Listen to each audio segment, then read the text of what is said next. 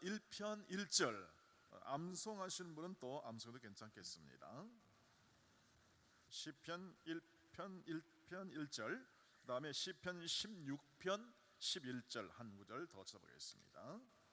우선 여러분 시편 1편 1절은 여러분 저기에 나와 있습니다. 순서 책에도 나와 있고요. 스크린에 띄워줄 수 있으면 한번 시편 16편 11절까지 좀 나중에 띄워주시기를 바라겠습니다. 우선 시편 1편 1절을 읽습니다.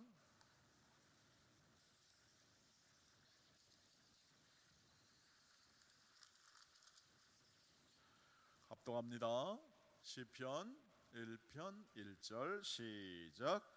복이 있는 사람은 악인들의 꾀를 따르지 아니하며 죄인들의 길에 서지 아니하며 오만한 자들의 자리에 앉지 아니하고 2절 오직 여호와의 율법을 즐거워하여 그의 율법을 주야로 묵상하는 자로다. 여러분 암송하는 분도 많을 거라고 생각합니다.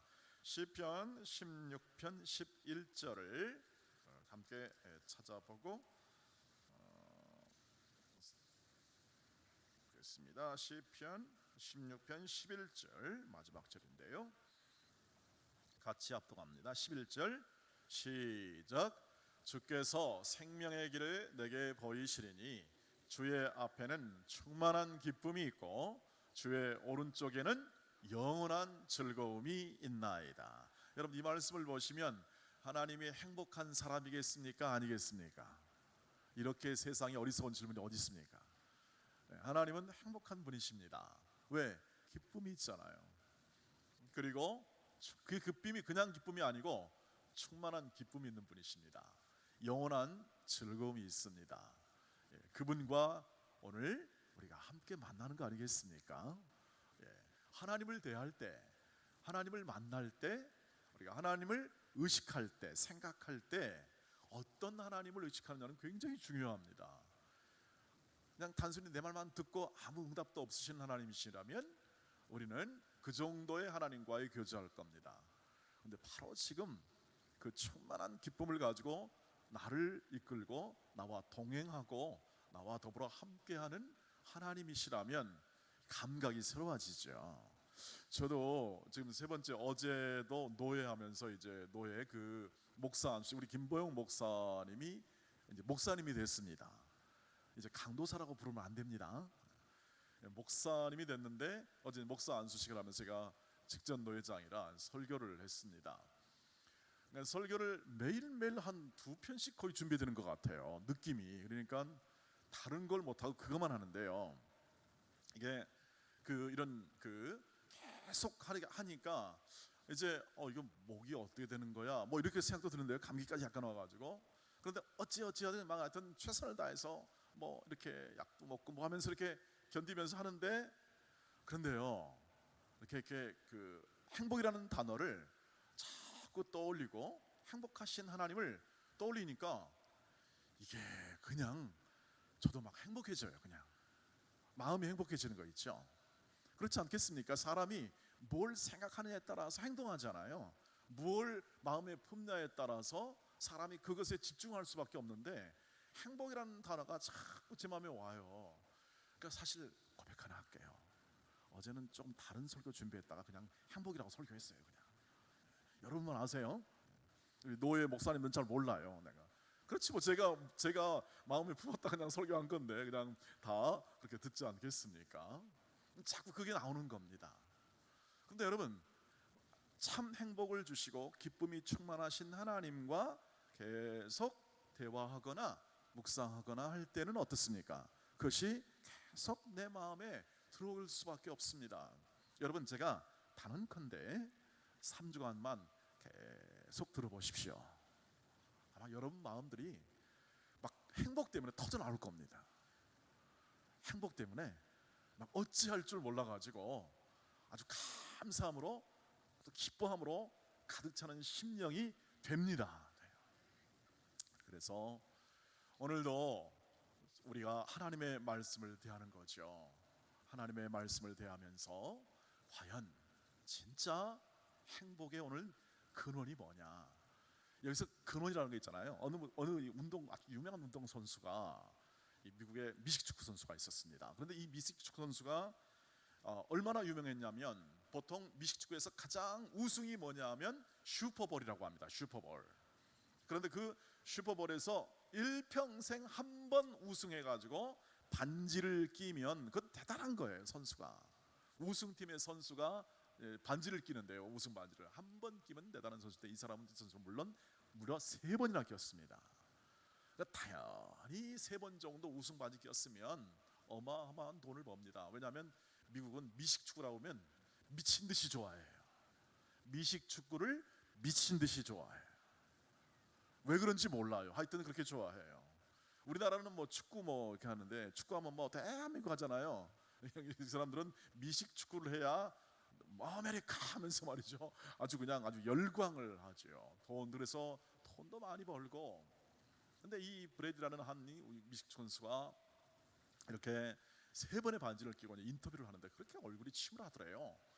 그 정도 3번 했으면 모든 게 다 갖춰집니다. 집 뭐 좋은 뭐 해가지고 좋은 건 다 갖춰지는데 그 얼굴이 이렇게 어두워요. 그래서 이렇게 얼굴이 어두웠나 하면서 이 기자가 인터뷰를 하는데 이 선수가 이렇게 말합니다. 기자님께서 보시기에는 내가 모든 걸 갖추고 다 있어서 행복한 것 같은데 나는 뭔가 아직 아쉽습니다. 뭔가 아직 채워지지 않은 뭔가 좀 있네요. 그래서 지금 뭔가 좀 이렇게 완전히 채워지지 않는 뭔가가 난 더 필요합니다. 얼굴이 그렇게 모든 것을 가진 자가 얼굴이 그렇게 행복하지 않게 이렇게 어두운 표정으로 뭔가가 더 필요하다고 했다는 거죠. 궁극적인 뭔가, 온전한 내 인생을 온전하게 채워주는 뭔가가 있어야 되는데 그게 채워지지 않는다는 것이었죠. 여러분은 알죠? 여러분은 압니다. 하나님이시죠. 하나님. 그 참 행복과 기쁨을 가지신 하나님. 그래서 하나님은 궁극적 행복의 근원이 되십니다. 궁극적 행복의 근원이 돼요. 그래서 항상 행복한 삶과 행복한 인생을 세우려면 궁극적 그 행복의 근원에 그 행복의 중심을 가지고 세워야 합니다. 궁극적인 게 아니라면 나머지는 부차적인 것입니다. 예를 들면 이와 같은 것입니다. 여러분 햇빛은 굉장히 좋죠. 햇빛 때문에 화사합니다. 햇빛 때문에 여러분 먹구름 낀 날이 단풍이 좋습니까? 햇빛이 화려한 날이 단풍이 좋습니까? 여러분 여름 나들이 갔는데 갑자기 먹구름이 껴가지고 날이 흐려버리면 이 단풍 구경 제대로 못합니다. 근데 어제는요 정말 노예하기에 아까운 날이었어요. 날이 너무 화창해요. 거기 교회가 저쪽 저 벽제 쪽에서 여기 뒤에 산이 있었는데 너무 아름답고 아이고 앉아서 회의하려니까 뭐 다리가 들썩 우리 같이 이제 이렇게 얘기를 했는데 말이죠. 햇빛이 찬란할 때 여러분 단풍도 아름답고 그 단풍을 보는 마음은 어떻습니까? 굉장히 행복하지 않습니까? 잘못하면 목석 같은 인간이 됩니다. 행복하지 않으면. 그런데 햇빛이 중요합니까? 해가 중요합니까? 네, 대답이 없으십니다. 해가 중요하지요. 왜? 궁극적인 게 해니까요. 해가 모든 것을 다 드러내잖아요. 햇빛이 좋다고 여러분 해를 쳐다보지 않으면 곤란하지 않습니까? 여러분 햇빛을 누립니다. 그러나 그 모든 것의 궁극은 해에 있는 거죠. 하나님이 모든 행복의 궁극이 됩니다. 끝이 돼요. 그래서 그 하나님으로부터 흘러나오는 게 있습니다. 흘러나오는 게. 여기서 기쁨과 즐거움을 했습니다만 하나님께서는 창조하심을 통해서 피조 세계를 창조해 가지고 우리를 어떻게 하죠? 그 안에 두는 거죠. 그러니까 하나님 외에는 다 부차적인 겁니다. 하나님 외에는 다 부차적인 거예요. 그래서 하나님으로부터 흘러나오는 것들을 인식하고 궁극적인 것에 우리의 행복의 중심을 놓으면 그때부터 영원한 행복의 그 삶이, 그 모든 태도가 형성되기 시작합니다. 그러면 부차적인 것, 우리가 가지고 있는 모든 관계나 인생이나 가족이나 이 모든 것들이 다 행복의 자리에 제대로 앉게 됩니다. 예컨대 여러분, 남편과 아내나 있고 가정이 있고 자녀가 있습니다. 여러분, 그런데 행복의 중심을 자녀나 남편이나 아내에게 궁극적 행복의 중심을 두면 피차 고생입니다. 피차 고생. 여러분, 남편과 아내나 가족들이 여러분 마음대로 해주나요? 안 되죠? 안 됩니다. 우리 기대대로 아이들은 잘 살지 못합니다. 또 남편과 아내가 서로 길들이게 하면 제대로 되던가요? 해봤자 끝에 뭐라고 하는지 아세요? 4글자. 평생 원수, 평생 왼수, 이런 말들을 서스럼 없이 합니다. 요즘 남편들이 은퇴한 다음에 이런 말을 해요. 삼식이? 이런 말 혹시 아세요? 네, 저보고도 조심하라고 그럽니다. 누가. 그래서 걱정하지 말라고. 여러분, 잘못하면 삼식이가 되면은 정말 이건 인생에 행복의 맛이 없는 거 아니겠습니까? 여러분, 사람이 사람대로 기대하다가 행복의 근원을 두다가는 그렇게 된다는 겁니다. 왜? 자신의 뜻대로 되지 않는, 아이들도 마찬가지고요. 그런데 하나님은 인자와 긍휼이 풍성하신 분이십니다. 기쁨과 즐거움이 있는 분이세요. 그래서 그걸 주길 원하는 거예요. 이런 말씀이 있습니다. 사모하는 영혼에게 만족을 주시며 줄인 영혼에게 좋은 것을 주신다. 갈급한 영혼, 줄인 영혼에게 좋은 것을 주십니다. 그 좋은 것을 주시기 때문에 그분에게 나아가고 그분과 함께 하려고 하고 그분을 사모하는 자에게는 하나님께서 행복을 주시죠. 그 기쁨을 주시죠. 그래서 예수께서 말씀했잖아요. 뭐라고 그랬냐면, 예수님이 내가 너희가 서로 사랑하고 너희가 나와 교제하고 하는 이유는 뭐냐면 내게 있는 충만한 기쁨을 너희에게 주려고 한다. 충만한 기쁨을 너희에게 주려고 한다. 그러니까 주님이 주셔야 했던 것은 뭐냐면 충만한 기쁨이에요. 하나님을 궁극적 중심에 놓으면 모든 게 제자리에 돌아와요. 행복의 제자리에 돌아와요. 그러니까 아이들도 그렇고 우리 모두 그렇고 하나님을 중심에 두면 행복의 모든 이 자리 배치가 이루어지는 거예요. 왜냐하면 행복의 근원이 하나님이시니까. 잘못된 데가 찾으면, 이 행복의 생수의 근원을 잘못된 데 찾으면 어떻게 합니까? 계속 헤매는 거죠. 그래서 영적 어둠은 뭐냐면 눈이 멀었다는 것이 아니라 실제로 하나님을 행복의 궁극적 근원으로 두고 예배하지 않는 것을 영적 어둠이라고 말을 합니다.